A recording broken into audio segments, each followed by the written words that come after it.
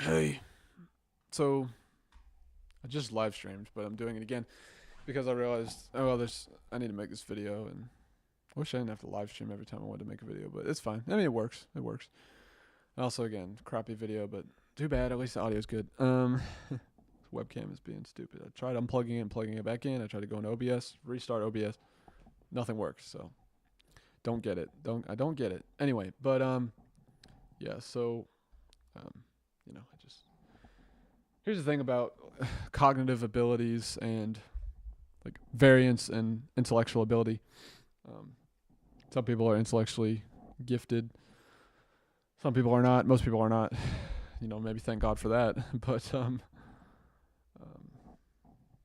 thing about intelligence and like intellect is, well, first of all, I think it makes sense to think of intellect as the personality instantiation of intelligence, as Jordan Peterson once said. Um, I agree. I think that makes sense. But sorry, is this pop filter good? I'm pretty sure. Yeah, I did test it before and it was good. Anyway, but because this is a K688 Neo by Fafine. The K688, which is like over there, is also good, but the pop filter's not great. So anyway, I mean it's all right, but it's just not great. So anyway, but um, thing about intelligence and high intelligence is like more often than not, probably it's just shortcuts. It's just shortcuts, man. It's just shortcuts. The brain taking shortcuts. And the thing is, like, if you can take a shortcut and still be accurate about something and still be right, well, then you win. Because you took a shortcut, but you still arrived at, you know, a sound or a reasonable, at least a reasonable conclusion. If not, like, the right answer, which depends on what you're talking about. But, yeah, so that's the thing. It's just shortcuts, y'all. Like, now, as far as can you teach yourself to learn that? Maybe. I mean, IQ seems to be biological, so the general consensus is no, and it like has for the last number of decades has been no. You can't increase your intelligence, but well, I may have figured out a way. I'll just say that it's possible that I've figured out a way to drastically increase general intelligence, or yeah, fluid intelligence, G, whatever you want to call it. So I will say that. But apart from that, um,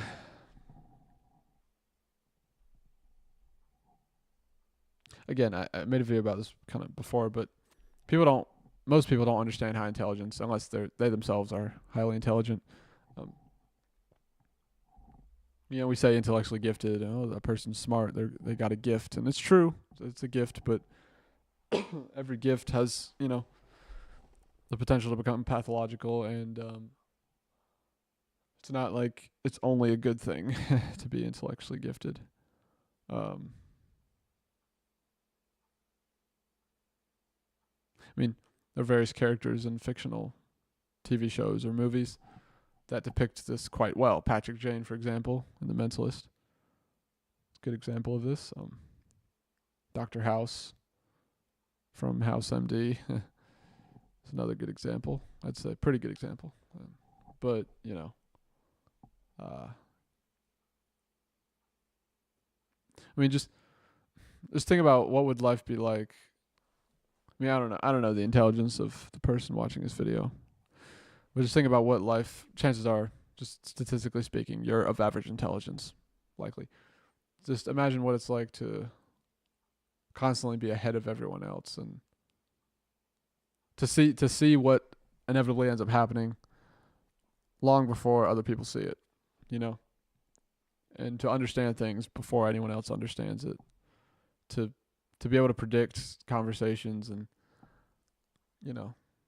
know what's going to happen long before it actually happens, and then it happens, and you just end up being proven right. And people, maybe at the time people said, oh, you're being anxious or paranoid, but then it ends up happening. It's like, well, actually I wasn't. I was just intelligent. Just being intelligent. I mean, Nick Miller's talked about this. Like, if your anxieties are proven right, then you're just intelligent. Like, you're not even anxious or paranoid, which is obviously the case. I mean, yeah. So, but you know, um, it's not. I mean, this is kind of the hyper brain, hyper body theory, but when you're constantly ahead of everyone else, or virtually everyone else, it's not conducive to psychological well-being. Not exactly, it's well, I mean, again, this is kind of the hyper brain, hyper body theory. Like, you take in more information and you're more likely to something in your body or in your mind is more likely to become pathological because you're more sensitive. You're a more sensitive person. So anyway, but people really don't get it too. Some people do, but usually the people who get it are the ones who themselves, are highly intelligent and or creative, right? And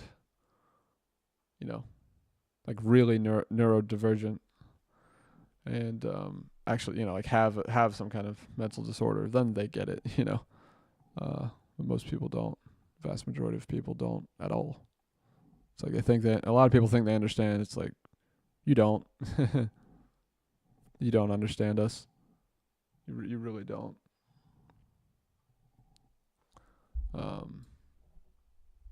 And you probably never will. And maybe that's a good thing. But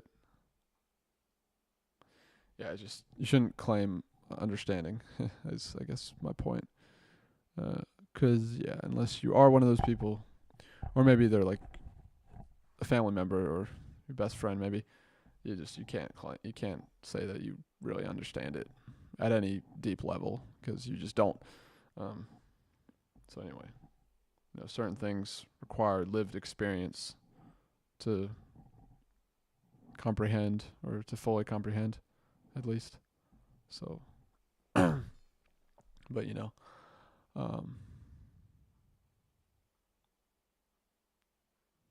yeah, people